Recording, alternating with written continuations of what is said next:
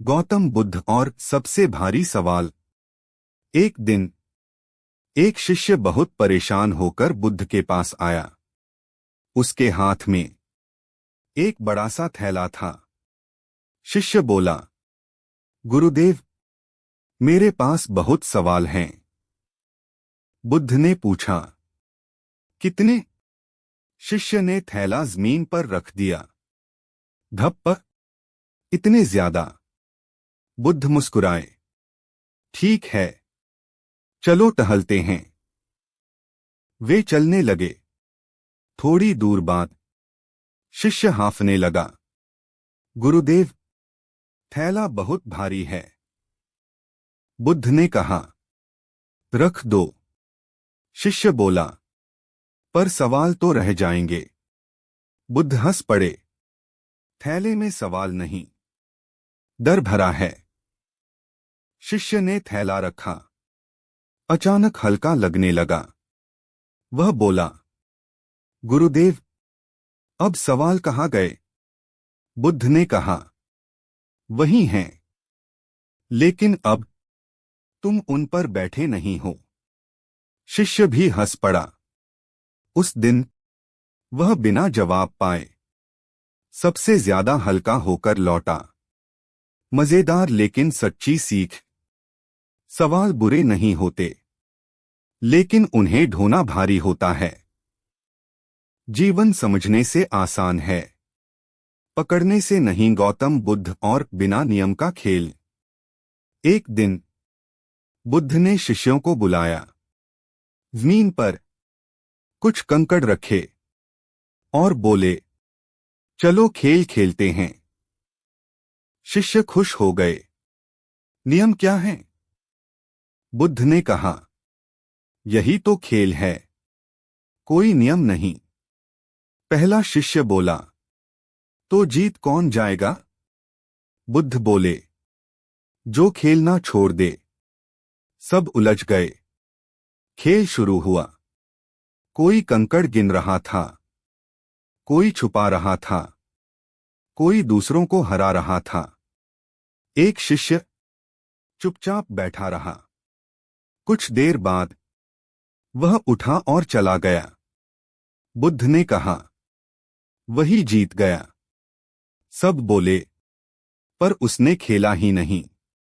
बुद्ध मुस्कुराए, यही उसकी चाल थी। उस दिन शिष्यों ने सीखा, हर खेल जीतने के लिए नहीं होता, और हर जीत खेलने से नहीं मिलती। खेल में छुपी सीख। हर नियम सच नहीं होता, हर दौड़ जरूरी नहीं। जो बाहर निकल जाए वही सबसे आगे होता है। गौतम बुद्ध और जागता हुआ सपना। एक रात एक शिष्य घबराया हुआ बुद्ध के पास आया। गुरुदेव, मैंने सपना देखा कि मैं जाग रहा हूं।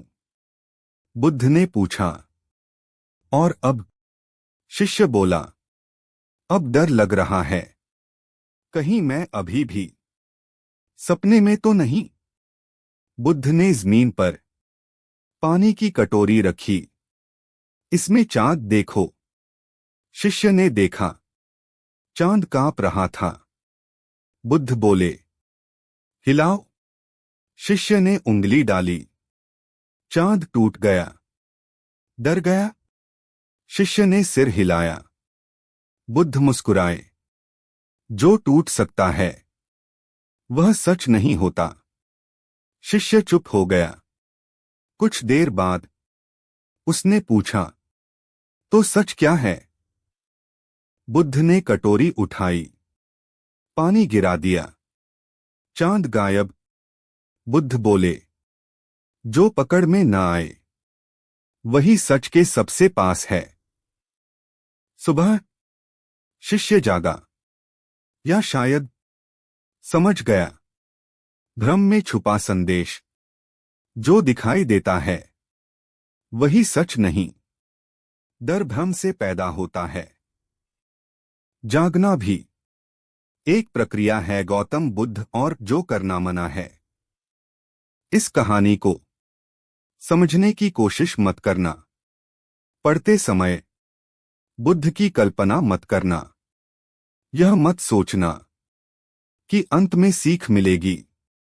अगर मन में सवाल आए, उसे पकड़ना मत। अगर मुस्कान आए, उसे रोकना मत। यहां कोई चमत्कार नहीं है। यहां कोई उत्तर नहीं मिलेगा।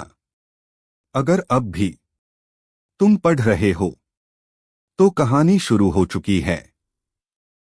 एक शिष्य इन निर्देशों को पढ़कर बहुत परेशान हुआ।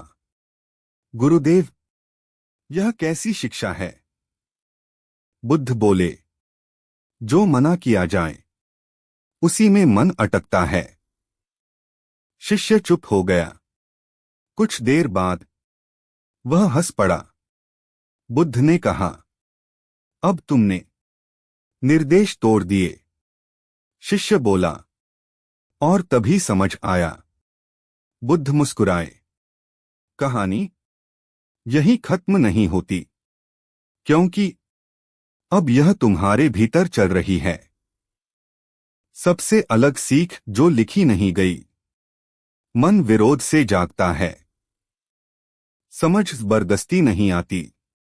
कभी कभी मना किया गया रास्ता ही सही दरवाजा होता है।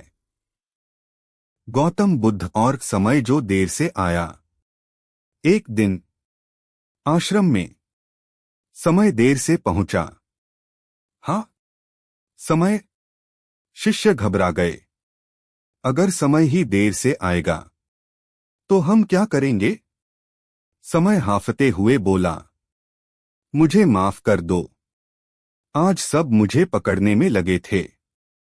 सब शिष्य चिल्लाए, हम तो हमेशा समय की कमी की शिकायत करते हैं। समय हंसा, कमी मेरी नहीं, तुम्हारी पकड़ की है। बुद्ध चुपचाप बैठे रहे।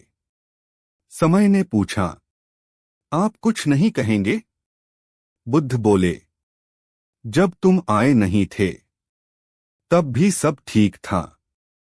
समय चौंका, तो मेरी जरूरत ही क्या है? बुद्ध मुस्कुराए, जो जीना जानता है वह तुम्हारा इस्तेमाल करता है, इंतजार नहीं। समय धीरे धीरे हल्का हो गया। शिष्य समझ गए, देर समय से नहीं, मन से होती है। और उस दिन के बाद आश्रम में किसी ने घड़ी नहीं देखी, लेकिन सब कुछ समय पर होता रहा। सबसे अलग सीख, समय दुश्मन नहीं, औजार है। जो वर्तमान में है उसे देर नहीं लगती। समय को पकड़ने वाला थकता है, समय के साथ चलने वाला हंसता है। गौतम बुद्ध और शांति की रेसिपी। सामग्री, एक बेचैन मन, 2 मुट्ठी इच्छाएं, थोड़ा सा धैर्य, बहुत सारा मौन। विधि, एक शिष्य बुद्ध के पास आया और बोला, गुरुदेव, शांति कैसे बनती है? कोई आसान तरीका बताइए। बुद्ध ने मुस्कुराकर कहा, रसोई में चलो। शिष्य चौंक गया। यहां? बुद्ध बोले, हाँ, क्योंकि जो जीवन में पकता है वह यहीं से सीखता है। बुद्ध ने शिष्य से कहा, सबसे पहले बेचैनी डालो। शिष्य ने डाली। अब इच्छाएं डालो। शिष्य ने और डाल दी। कुछ देर में बर्तन उबलने लगा। शिष्य घबरा गया, गुरुदेव, सब जल जाएगा। बुद्ध बोले, अब मौन डालो। शिष्य चुप हो गया। उबाल धीरे धीरे कम हुआ।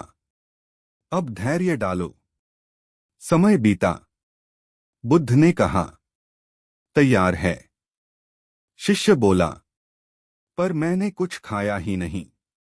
बुद्ध मुस्कुराए, फिर भी तुम हल्के क्यों लग रहे हो? शिष्य समझ गया, शांति खाई नहीं जाती, पकाई जाती है। रेसिपी में छुपी सीख। बेचैनी को दबाने से वह जलती है। मौन सही आंच है। धैर्य से ही स्वाद आता है। गौतम बुद्ध की अदालत और मन बनाम मन केस। अदालत सजी हुई थी। जज की कुर्सी पर कोई नहीं। एक आवाज गूंजी, यह अदालत बिना जज के चलेगी। सब हैरान। तभी गौतम बुद्ध अंदर आए और बोले, आज जज नहीं होगा, आज देखना होगा। केस का नाम, मन बनाम मन। आरोप, मन ने मन पर आरोप लगाया, मैं अशांत हूं क्योंकि यह कभी चुप नहीं रहता। भीड़ हंस पड़ी। बुद्ध ने कहा, गवाह बुलाओ। पहला गवाह आया, भूतकाल। उसने कहा, मैं इसे बार बार पीछे खींचता हूं। दूसरा गवाह भविष्य। वह बोला, मैं इसे आगे दौड़ाता हूं। तीसरा गवाह इच्छा। वह बोली, मैं बीच में आग लगाती हूं। अदालत में शोर मच गया। बुद्ध ने धीरे से पूछा, कोई ऐसा है जो बस देखता हो? तभी पीछे से एक शांत आवाज आई, मैं हूं साक्षी। अदालत अचानक शांत हो गई। बुद्ध बोले, फैसला यही है, मन दोषी नहीं है। पर जब तक साक्षी सोता है तब तक मन शोर करता है। फैसला, मन को दंड नहीं, साक्षी को जगाने का आदेश। शिष्य बोला, यह अदालत रोज लगेगी? बुद्ध मुस्कुराए, हाँ। हर सांस में गौतम बुद्ध और मन की नोटिफिकेशन। सुबह सुबह के 5 बजे नोटिफिकेशन, बीता हुआ कल याद करो। शिष्य ने आंखें खोली। मन भारी हो गया। सुबह के 5:01। उस गलती को फिर से सोचो। सुबह के 5:02। कल क्या होगा इसकी चिंता करो। शिष्य परेशान सीधे बुद्ध के पास पहुंचा। गुरुदेव, मेरे मन में नोटिफिकेशन बंद ही नहीं होती। बुद्ध ने शिष्य का हाथ देखा। वहां कोई मोबाइल नहीं था। बुद्ध बोले, जब फोन नहीं तो नोटिफिकेशन किसकी? शिष्य चुप। बुद्ध ने कहा, मन का नेटवर्क बहुत तेज है, पर साक्षी मोड ऑफ है। कैसे ऑन करूं? शिष्य बोला। बुद्ध मुस्कुराए, हर नोटिफिकेशन पर क्लिक मत करो। कुछ देर बाद सुबह के 6 बजे कोई नोटिफिकेशन नहीं। शिष्य बोला, सब शांत हो गया। बुद्ध ने कहा, नहीं, नोटिफिकेशन आ रही हैं। तुमने देखना सीख लिया है। सीख है, हर विचार जरूरी नहीं, हर नोटिफिकेशन सच नहीं। शांति क्लिक न करना। गौतम बुद्ध और खाली जगह की कहानी। इस कहानी में कुछ पंक्तियां जानबूझकर अधूरी हैं। एक दिन गौतम बुद्ध बैठे थे, न बोल रहे थे, न मुस्कुरा रहे थे, न आंखें बंद थीं, न खुली। एक शिष्य आया। उसने प्रश्न नहीं किया, बुद्ध ने उत्तर दे दिया। शिष्य समझ नहीं पाया। बीच में लंबा मौन था। उस मौन में कई आवाजें गिरीं और टूट गईं। शिष्य ने कहा, गुरुदेव, आपने कुछ सिखाया ही नहीं। बुद्ध ने खाली जगह की ओर इशारा किया। शिष्य ने वहां कुछ नहीं देखा और तभी कुछ समझ गया। जो नहीं लिखा गया वही कहानी है। जहां शब्द नहीं वहां सत्य, जहां सवाल नहीं वहां समाधान।